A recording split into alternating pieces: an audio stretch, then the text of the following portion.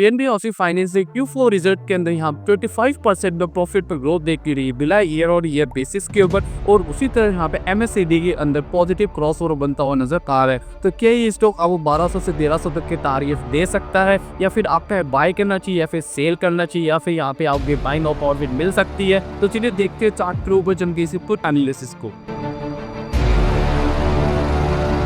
स्वागत है trading guidance के एक और वीडियो। तो आज हम बात करें पीएनबी हाउसिंग फाइनेंस के स्टॉक को लेकर। तो बिना टाइम वेस्ट करें फटाफट से इसके चार्ट के ऊपर। जैसे क्या यहाँ पे शो हो रहा है, मैंने यहाँ पीएनबी हाउसिंग का डेली टाइम से चार्ट खोल के रखा है, और जो अपना स्टॉक है वो अभी ट्रेड कर रहा है 1052 के लेवल के आसपास में। उसी तरह अगर हम सबसे पहले बात कर ले इसके इंपॉर्टेंट सपोर्ट या फिर इमीडिएट सपोर्ट की बात कर ले, तो यहाँ पे जो स्टॉक का इमीडिएट सपोर्ट और जो साइकोलॉजिकल सपोर्ट है वो है अपना यहाँ पे 1000 का लेवल। यानी 1000 का लेवल यहाँ पे एक इमीडिएट सपोर्ट भी और एक साइकोलॉजिकल लेवल है, यानी साइकोलॉजिकल सपोर्ट भी है। और उसी जब दूसरे सपोर्ट की बात करें इसके, तो वो निकल कर आ रहा है इसका करीबन आपके यहाँ से आएगा नजर 975 के आसपास के लिए, 980 का यहाँ पे सपोर्ट मान के चल सकते कि यहाँ पे इंपॉर्टेंट सपोर्ट है स्टॉक के लिए, जो है अपना 980 का। और उसी तरह बात रही है स्टॉक के ऊपर के रेजिस्टेंस की, आखिर ऊपर का रेजिस्टेंस क्या है, तो जो स्टॉक का पिछली बार का हाई था, मतलब अभी पिछली बार का नहीं, मतलब अभी 2 से 3 दिनों जो हाई था जहाँ से वापस से रिजेक्शन दिया था,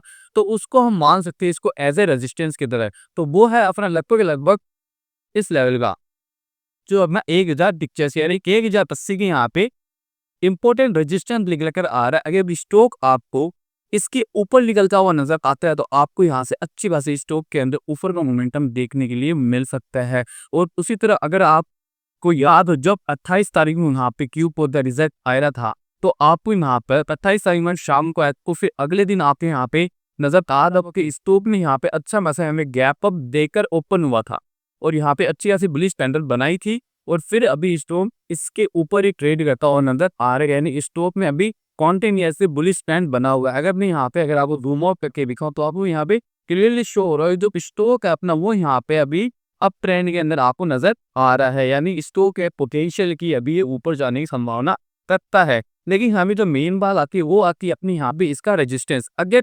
स्टॉक सही टाइम पे अगर इस जो अपना रेजिस्टेंस है 1080, अगर इसको यहाँ पे ब्रेकआउट नहीं देता है कि कहाँ से आपको सेलिंग फेस करते हुए नजर आ सकती है, जिसके बाद में आपके ये 1000 सपोर्ट काम रखा हुआ नजर आता है, फिर उसके बाद में आपको यहाँ पे 980 का सपोर्ट काम रखा हुआ नजर आ सकता है। अगर ये स्टॉक आपको यहाँ तक आता हो नजर आता है, यानी 1000 के लेवल पर आता हो नजर आता है, तो आप यहाँ पे बाइंग अपॉर्चुनिटी देख सकते हैं। मेरे यहाँ पर 9080 पर आप यहाँ पे एवरेज करने के भी सोच सकते हैं। उसी तरह अगर मैं यहाँ पे जैसे मैंने आप वीडियो स्टार्टिंग में बताया कि यहाँ पे पॉजिटिव क्रॉसओवर बंदा और नजर आ रहा है MACD इंडिकेटर के अंदर, तो अगर मैं यहाँ पे थोड़ा सा हाथ में यहाँ पे इसको बड़ा रख दिखाऊं, तो जब स्टॉक के अंदर यहाँ पे पॉजिटिव न्यूज आई थी, यानी जो Q4 का रिजल्ट आया था, जो एक्सपेक्टेड था उससे भी अच्छा रिजल्ट निकल कर आया था, तो उसके बाद में यहाँ पे आपका MACD के अंदर एक क्रॉसओवर बनता हुआ नजर आ रहा है, पॉजिटिव क्रॉसओवर बनता हुआ नजर आ रहा है, जो साफ साफ दिखाता है कि यहाँ पे बायर्स जो हो यहाँ पे काफी ज्यादा इंटरेस्टेड नजर आ रहे हो। फ्यूचर के अंदर स्टॉक आपको ऊपर जाता हुआ नजर आ सकता है।